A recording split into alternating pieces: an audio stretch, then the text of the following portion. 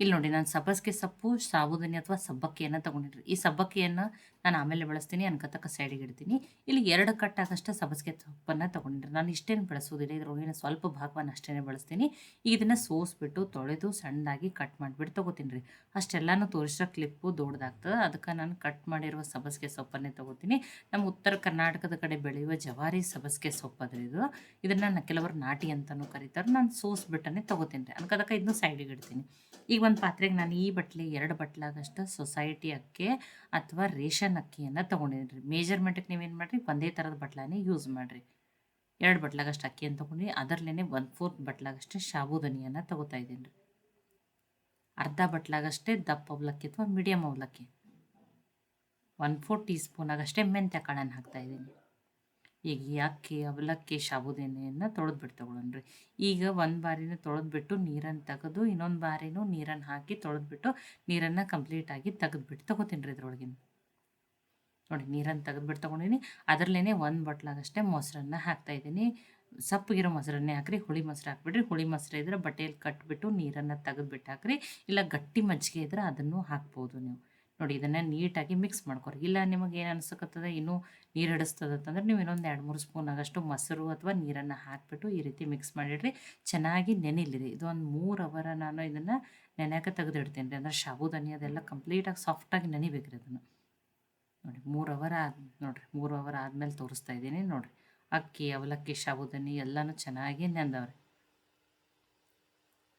ನೋಡಿ ಈ ರೀತಿ ಸಾಫ್ಟಾಗಿನೇ ನೆನಿಬೇಕು ರೀ. ಇದನ್ನು ಮಿಕ್ಸಿ ಜಾರಿಗೆ ಹಾಕ್ಕೊಂಡು ರುಬ್ಕೊಂಡು ತೊಗೊಳ್ಳೋಣ್ರಿ. ನಾನಿವತ್ತು ಫರ್ಮೆಂಟೇಷನ್ ಮಾಡ್ದೇ ತುಂಬ ಹೊರಗಡೆಯಿಂದ ಗರಿ ಗರಿಯಾಗಿ ಒಳಗಡೆಯಿಂದ ಸಾಫ್ಟಾಗಿರುವಂಥ ಫಡ್ಡನ್ನು ಮಾಡಿ ತೋರಿಸ್ತಾ ಇದ್ದೇನೆ ರೀ ನಾನು. ನೋಡಿ ಈಗ ಇದನ್ನು ನುಣ್ಣಗೆ ರುಬ್ಕೊಂಡು ತೊಗೋತೇನೆ. ಇದಕ್ಕೊಂದು ಸ್ವಲ್ಪ ನೀರನ್ನು ಹಾಕಿ ನೋಡಿ. ಉದ್ದಿನಬೇಳೆ ಹಾಕೋದು ಬೇಡ, ರಾತ್ರಿ ಇಡೀ ಫರ್ಮೆಂಟೇಷನ್ ಮಾಡೋದನ್ನು ಬೇಡ. ಈಗ ಇದನ್ನು ರುಬ್ಕೊಂಡು ತೊಗೊಂಡಿದ್ದೀನಿ. ಈಗ ಇದನ್ನು ಬೇರೆ ಪಾತ್ರೆಗೆ ಹಾಕ್ತಾಯಿದ್ದೀನಿ. ಇಲ್ಲ ನೀವು ಬೆಳಗ್ಗೆ ಮಾಡೋರಿದ್ರೆ ರಾತ್ರಿ ನೆನೆಸಿಟ್ರು ನಡೀತದೆ. ನೋಡಿ ಅದು ಉಳಿದಿರೋದನ್ನು ರುಬ್ಕೊಂಡ್ಬಿಟ್ಟು ತೊಗೊಂಡಿದ್ದೀನಿ ರೀ ನಾನು. ನೋಡಿ ಆದ್ರೆ ಬೇಯಿಸ್ಕೆ ಇರೋದನ್ನ ಮೊಸರು ಹುಳಿ ಬರ್ತಿರ್ತದೆ, ಆದಷ್ಟು ಸಪ್ಪಗಿರೋ ಮೊಸರನ್ನೇ ಹಾಕ್ರಿ ಇದಕ್ಕೆ. ನೋಡಿ ಏನು ಮಾಡಿದ್ದೀನಿ ನೋಡಿ. ಫಡ್ಡಿಗೆ ಏನು ಮಾಡ್ಬೇಕ್ರಿ, ತುಂಬ ತೆಳುವೂ ಇರಬಾರ್ದು, ತುಂಬ ಗಟ್ಟಿನೂ ಇರಬಾರ್ದು. ಆ ರೀತಿ ಹಿಟ್ಟನ್ನು ರುಬ್ಬಿಟ್ಟು ತೊಗೊರಿ. ನೋಡಿ ಇದಕ್ಕೆ ರುಚಿಗೆ ತಕ್ಕಷ್ಟು ಉಪ್ಪನ್ನು, ಉಳಿದಿರುವ ಸಾಮಗ್ರಿಗಳನ್ನ ಹಾಕ್ತೀನಿ. ರುಚಿಗೆ ತಕ್ಕಷ್ಟು ಉಪ್ಪನ್ನು ಹಾಕ್ತಾಯಿದ್ದೀನಿ. ನೋಡಿ ಒಂದು 3 ಮೆಣಸಿನ್ಕಾಯಿ, ಅರ್ಧ ಸ್ಪೂನ್ ಜೀರಿಗೆನ ಪೇಸ್ಟ್ ಮಾಡಿ ಹಾಕ್ತಾಯಿದ್ದೀನಿ. ಖಾರ ನೀವು ನೋಡ್ಕೊಂಡು ಹಾಕೋರಿ. ಇಲ್ಲ ಮಕ್ಕಳು ತಿಂತಾರಂದ್ರೆ ಹಸಿಮೆಣ್ಸಿನ್ಕಾಯಿ ಅಥವಾ ಖಾರನ ಸ್ಕಿಪ್ ಮಾಡಿ ಬರೀ ಜೀರಿಗೆ ಪೌಡ್ರನ್ನಾದರೂ ಹಾಕ್ಬೋದು. ಸ್ವಲ್ಪ ಕೊತ್ತಂಬರಿ ಸೊಪ್ಪನ್ನು ಹಾಕಿದ್ದೀನಿ. ಒಂದು ಸಣ್ಣ ಈರುಳ್ಳಿಯನ್ನು ಸಣ್ಣದಾಗಿ ಕಟ್ ಮಾಡಿಬಿಟ್ಟು ಹಾಕ್ತಾಯಿದ್ದೀನಿ. ದೊಡ್ಡ ಈರುಳ್ಳಿ ಇದ್ರೆ ಅರ್ಧ ಹಾಕ್ರಿ. ಒಂದು ಸಣ್ಣ ಬಟ್ಲೇನೆ 1 ಬಟ್ಲಾಗಷ್ಟು ಸಬ್ಬಸಿಗೆ ಸೊಪ್ಪನ್ನು ಸಣ್ಣದಾಗಿ ಕಟ್ ಮಾಡಿ ಹಾಕ್ತಾಯಿದ್ದೀನಿ. ಸಬ್ಬಸಿಗೆ ಸೊಪ್ಪು ಹಾಕಿ ಮಾಡಿರಿ, ಫ್ಲೇವರ್ ತುಂಬಾ ಚೆನ್ನಾಗಿ ಕೊಡೋದು. ಇಲ್ಲ ಸಬ್ಬಸಿಗೆ ಸೊಪ್ಪು ಇಲ್ಲ ಅಂದ್ರೆ ನೀವು ಮೆಣಸಿನ್ಕಾಯಿ ಆಮೇಲೆ ಈರುಳ್ಳಿ, ಕ್ಯಾರೆಟನ್ನಾದ್ರೂ ತುರ್ದ್ಬಿಟ್ಟು ಹಾಕ್ಬೋದು ರೀ, ನಡೀತದೆ. ಇಲ್ಲ ನಮಗೆ ಸೊಪ್ಪಿನ ಕ್ವಾಂಟಿಟಿ ಜಾಸ್ತಿ ಇಷ್ಟ ಅಂದ್ರೆ ನೀವು ಸೊಪ್ಪನ್ನು ಇನ್ನೊಂದು ಸ್ವಲ್ಪ ಜಾಸ್ತಿನೂ ಹಾಕ್ಬೋದು ರೀ. ಈಗ ನೋಡಿ ಇದನ್ನು ನೀಟಾಗಿ ಮಿಕ್ಸ್ ಮಾಡ್ಕೊಂಡೀನಿ ರೀ.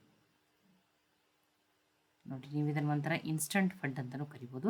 ಸ್ವಲ್ಪ ಸೋಡಾನ ಹಾಕ್ತಾಯಿದ್ದೀನಿ, ಬೇಕಿಂಗ್ ಸೋಡಾನ ಹಾಕಿದ್ದೀನಿ ರೀ. ನೋಡಿ ಚೆನ್ನಾಗಿ ಉಮ್ಗೊಯ್ದು ಬರಲಿ ಅಂಥೇಳಿ ಚೂರು. ಇಲ್ಲ ಅಷ್ಟೂ ಸೋಡಾ ಬೇಡ ಅಂದ್ರೆ ನೀವೇನೊಂದು 4 ಅವರ್ ಇಡ್ರಿ. ಇದೇ ಹಿಟ್ಟನ್ನು ಫರ್ಮೆಂಟೇಷನ್ ಆಗ್ತದೆ, ಅವಾಗೂ ನೀವೇನು ಮಾಡ್ಕೋಬೋದು, ಮಾಡ್ಕೋಬೋದು. ನೋಡಿರಿ ಆಲ್ರೆಡಿ ಫಡ್ಡಿನ ಮಣೆಯನ್ನು ಕೈಲಿಕ್ಕೆ ಇಟ್ಟಿದ್ದೀನಿ. ಈಗ ಇದಕ್ಕೊಂದು ಸ್ವಲ್ಪ ಎಣ್ಣೆನ ಹಾಕ್ತಾಯಿದ್ದೀನಿ. ನೀವು ತುಪ್ಪನೂ ಹಾಕ್ಕೋಬೋದು. ನೋಡಿರಿ ನಾನಿಲ್ಲಿ ನಾನ್ ಸ್ಟಿಕ್ ಫಡ್ಡಿನ ಮಣಿಯನ್ನು ಬಳಸ್ತಾ ಇಲ್ಲ, ಇಲ್ಲಿ ಬೀಡಿನ ಫಡ್ಡಿನ ಮಣಿ ಅದ ರೀ. ಇದರಲ್ಲೇ ತುಂಬ ಗರಿಯಾಗಿರುವಂಥ ಫಡ್ಡನ್ನು ಮಾಡಿ ತೋರಿಸ್ತಾ ಇದ್ದೀನಿ ನೋಡಿರಿ. ನೋಡಿರಿ ಇದನ್ನು ಮುಚ್ಚಿಬಿಟ್ಟು ಬೇಯಿಸಿ ತೊಗೊಳ್ರಿ. ನೋಡಿ ಒಂದು 3 ಅವರ್ ಅಕ್ಕಿ, ಸಾಬೂದನಿ, ಅವಲಕ್ಕಿ ನೆಂದ್ರೆ ಸಾಕ್ರಿ. ನೋಡಿರಿ ಕಲರ್ ನೋಡಿರಿ ಎಷ್ಟು ಕೆಂಪಗೆ ಎಷ್ಟು ಚೆನ್ನಾಗಿ ಬಂದ. ಇದು ಉದ್ದಿನಬೇಳೆ ಹಾಕಿ ಮಾಡದೇ ಇರೋ ಫಡ್ ಅಂತಂದ್ರೆ ಯಾರೂ ಅನ್ನೋದು ನೋಡಿರಿ. ಅದಕ್ಕಿಂತನೂ ಚೆನ್ನಾಗಿ ಬರ್ತಾವೆ ರೀ ಇವು. ನೋಡಿ ಎಷ್ಟು ಉಬ್ಬಿಕೊಂಡು ಬಂದಾವ, ಎಷ್ಟು ಚೆನ್ನಾಗಿ ಬಂದಾವ ನೋಡಿರಿ ಫಡ್. ನೋಡಿರಿ ನಾನು ಸ್ವಲ್ಪ ಆರ್ಲಿ ನಾನು ನಿಮಗೆ ಕಟ್ ಮಾಡಿಬಿಟ್ಟು ತೋರಿಸ್ತೀನಿ. ನೋಡಿರಿ ಹೊರಗಡೆಯಿಂದ ಕ್ರಿಸ್ಪಿ ಅಥವಾ ಗರಿ ಒಳಗಡೆಯಿಂದ ಸಾಫ್ಟಾಗಿರುವ ಸಬ್ಬಸಿಗೆ ಸೊಪ್ಪು ಹಾಕಿರುವ ಫಡ್ಡು ರೆಡಿ. ನೋಡಿರಿ ಸಾಫ್ಟ್ನೆಸ್ನು ನೋಡಿರಿ ಎಷ್ಟು ಇಡೀ ದಿನ ಇಟ್ರೂ ಇಷ್ಟೇ ಸಾಫ್ಟ್ ಆಗಿರೋದು. ಇದನ್ನು ಫೈಬರ್ ರಿಚ್ ರೆಸಿಪಿ ಅಂತಲೂ ಕರಿಬೋದು. ನೋಡಿ ಮುರಿದ್ಬಿಟ್ಟು ತೋರಿಸ್ತೀನಿ ಎಷ್ಟು ಚೆನ್ನಾಗಿ ಉಂಬೋದು. ನೀವು ಒಂದು ಕಾಯಿ ಚಟ್ನಿ, ಈರುಳ್ಳಿ ಟೊಮೆಟೊ ಚಟ್ನಿ ಮಾಡಿಕೊಂಡ್ರೆ ನಿಮ್ಮ ಬ್ರೇಕ್ಫಾಸ್ಟು ರೆಡಿ ಆಗ್ತದೆ ರೀ. ನೋಡಿ ಅಥವಾ ಸಬ್ಬಸಿಗೆ ಸೊಪ್ಪಿನಿಂದ ನೀವು ವಡೆ, ಅಕ್ಕಿ ರೊಟ್ಟಿ ಇದು ಮಾಡ್ಕೊಂಡಿರ್ತೀರಿ. ಈ ರೀತಿ ಒಂದ್ಸಲ ಫಡ್ಡನ್ನು ಖಂಡಿತನೂ ಟ್ರೈ ಮಾಡಿ ನೋಡಿರಿ. ಈಗ ಬಿಸಿ ಟೇಸ್ಟಿಯಾಗಿರುವಂಥ ಫಡ್ಡಿನ ರೆಸಿಪಿ ನಿಮಗೆ ಇಷ್ಟ ಆಗಿದ್ರೆ ಲೈಕ್ ಮಾಡಿ, ಶೇರ್ ಮಾಡಿ, ಕಮೆಂಟ್ ಮಾಡಿರಿ. ಖಂಡಿತನೂ ಟ್ರೈ ಮಾಡಿ ನೋಡಿರಿ. ಟ್ರೈ ಮಾಡಿ ನನಗೆ ಹೆಂಗೆ ಬಂದಿತ್ತು ತಿಳಿಸ್ರಿ. ಮತ್ತೆ ನಿಮ್ಮ ಜೊತೆ ಹೊಸ ಹೊಸ ಅಡುಗೆ ಜೊತೆ ಸಿಗೋಣ. ಎಲ್ಲರಿಗೂ ಧನ್ಯವಾದಗಳು.